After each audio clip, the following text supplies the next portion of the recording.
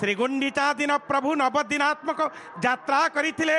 आषाढ़ मास शुक्ल पक्ष द्वितीय पुष्या संयुक्त नक्षत्र रे प्रभु रत्न सिंहासन को छाड़ी नवदिनात्मक आड़प मंडप को यात्रा करिथिले। यज्ञ वेदी की यात्रा करिथिले। जन्मभूमि को यात्रा करथिले। कर्मभूमि को त्याग करी जन्मभूमि अभिमुखे यात्रा करी। हेरा पंचमी दिन मांकर क्रोध नृत्य एवं माँ रथ काठ को भांगिबा परे नंदीघोष रथ दक्षिण मोड़ होइथिला एवं बाहुड़ा दशमी दिन प्रभु बाहुड़ी थिले।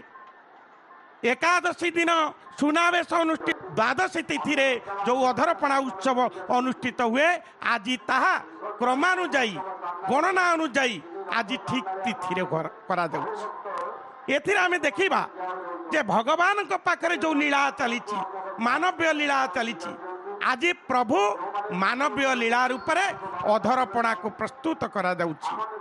अधरामृत अधर को जहाँ चुंबन दउछि आमे देखिबा भगवान को उद्देश्य रे प्रपन्नक तैयारी होछि। भूत प्रेत यक्ष गंधर्व राक्षस जो मैंने अशरीर रहिले से को मुक्ति देवा पाई अधरामृत को दिया जाउछि। अधर युक्त अमृत अधरामृत राघवदास मठ ए प्रपन्नक दियंती। आज होउछि अधरपणा उत्सव। मु आपण मान को कहूतिली जे भगवान जो लीला संपादन करती से लीला भितर मानवीय लीला होउछि श्रेष्ठ लीला। यथा देह तथा देवे।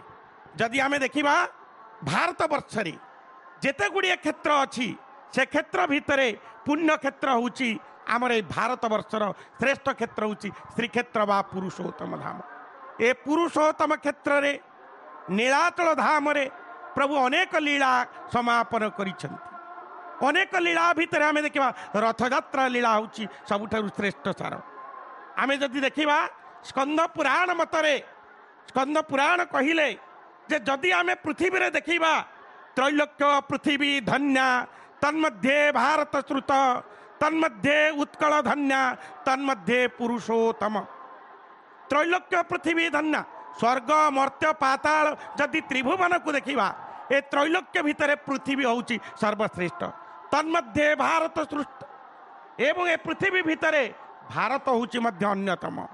तन्मध्ये उत्कल श्रुत्य भारत भितर उत्कल भूखंड होउछि अन्यतम। तन्मध्ये पुरुषोत्तम ए उत्कल भूखंड मध्य कुंभकार भाई मान द्वारा प्रस्तुत ए होउछि तुम्ब जाउछि जो थे प्रपान्नक प्रस्तुत हम प्रपान्नक पाई विभिन्न सामग्री मान जाउछि।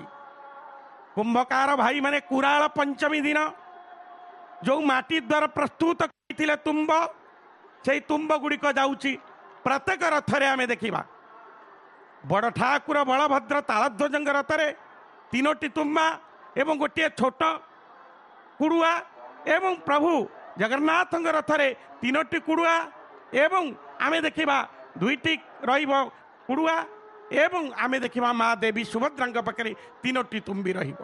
एही भली भाबरे आमे 12टी देखिबा 12टी तुम्बी को आमे देखिबा 9टी बड़ तुम्बी एवं छोट तीनोटी एवं यही भली भाबरे 12टी आमे देखिबा जे पूजा सामग्री लागिबो बा प्रपान्नक प्रस्तुत हबो।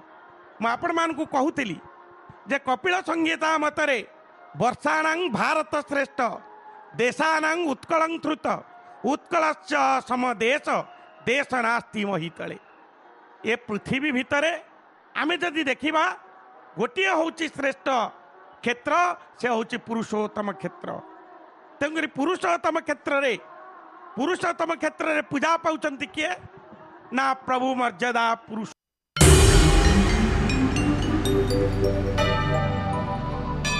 श्री जगन्नाथ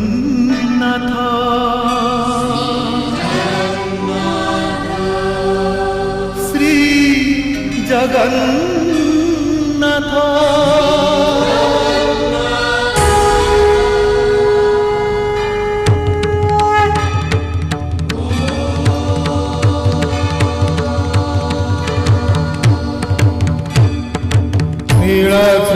शंखमध्ये शतदलकमले रत्नसिंहासनस्थम्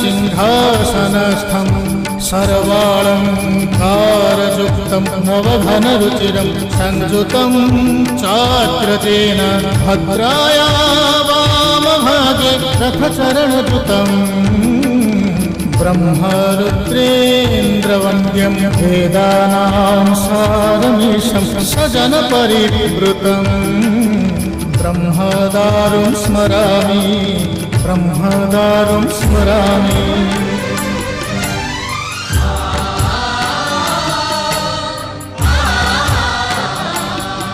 তুমি অনন্ত ক্ষয় হে জগন্নাথ, তুমি অব্যক্ত অক্ষর হে জগন্নাথ। নিজ ইচ্ছারু সৃজিল এ জগত, আদি নাহি যে তুমর নাহি অন্ত। তুমি পবিত্র ওঙ্কার চির সত্য,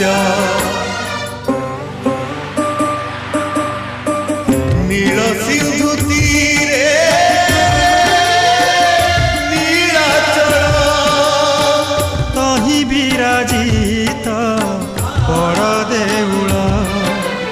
তরু ব্রহ্মরূপে হে বিশ্ব পালন, উড়াও পতাকা পতিত পাবন। সত্য ধর্ম ন্যায় করি সংস্থাপিত, ভকতর তুমে হইছ হে নাথ। শ্রী জগন্নাথ